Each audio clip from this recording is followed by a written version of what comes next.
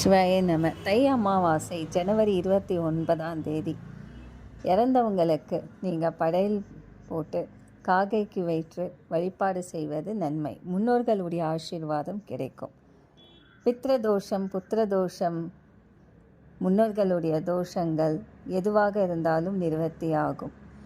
இல்லத்தில் பார்த்திங்கன்னா இறந்தவங்க படம் இருந்தால் வைத்து நீங்கள் படையல் போட்டு அந்த படையல் சாதம் காகைக்கு வைக்கணும். நாளைக்கு தர்ப்பணம் கொடுக்க முடியல, நான் வெளிநாட்டில் இருக்கேன், ஏதோ செய்ய முடியலன்னா கூட வெள்ளை சாதத்தில் கருப்பு எள்ளு கலந்து காகைக்கு வச்சிடுங்க, ரொம்ப நல்லது. தானம் கொடுங்க, ஐயருக்கு இல்லை யாருக்காச்சும் பெரியவங்களுக்கு முன்னோர்களை நினைத்து தானம் கொடுக்கலாம். அரிசி, காய்கறிகள், வெத்தலை பாக்கு, பழம் காணிக்க வைத்து தானம் கொடுத்துடுங்க. முன்னோர்களுடைய ஆசீர்வாதம் கண்டிப்பாக கிடைக்கணும். குலதெய்வ ஆசீர்வாதமும் முன்னோர்கள் ஆசீர்வாதமும் கண்டிப்பாக வேணும். அதே போல் இந்த தை அமாவாசையில் நீங்கள் செய்யக்கூடாத விஷயங்கள் வெளியே கோலம் போடாதீங்க.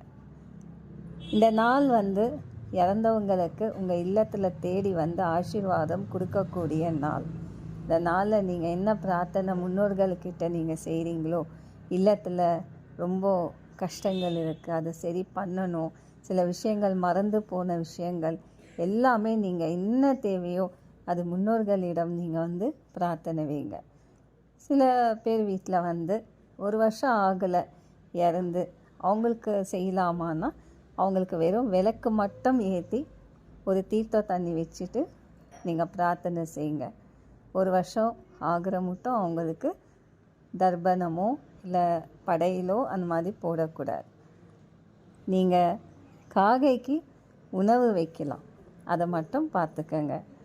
மறுநாள் அமாவாசை கழித்து மறுநாள் வீடெல்லாம் சுத்தம் பண்ணிவிட்டு வீடெல்லாம் மஞ்சள் தண்ணி தெளிச்சிட்டு வாசல் தெளித்து கோலம் போட்டு பிள்ளையார் பூஜை பண்ணிடுங்க, அதுதான் நல்லது. அப்போது உங்களுக்கு தெய்வம் இல்லத்தில் இருப்பாங்க. இந்த தை அமாவாசை முன்னோர்களுடைய ஆசீர்வாதம் கண்டிப்பாக உங்கள் எல்லோருக்கும் கிடைக்கணும். அதே போல் அமாவாசைக்கு செய்யக்கூடிய பதார்த்தம் மற்றவங்க வீட்டுக்கு கொடுக்குறதோ இல்லை மற்றவங்க வீட்டுக்கு எடுத்துன்னு போகிறதோ கூடாது. அதை நீங்கள் வீட்டிலேயே செய்து தானம் செய்யலாம். அவங்கள அழைத்து சாதம் போடுவது எல்லாமே நீங்கள் தானம் செய்யலாம். அவங்க சாப்பிட்டுட்டு போட்டோம், இன்னொருத்தர் வீட்டுக்கு கொடுத்து அனுப்ப வேண்டாம், அது பார்த்துக்கங்க. சிவாய நம.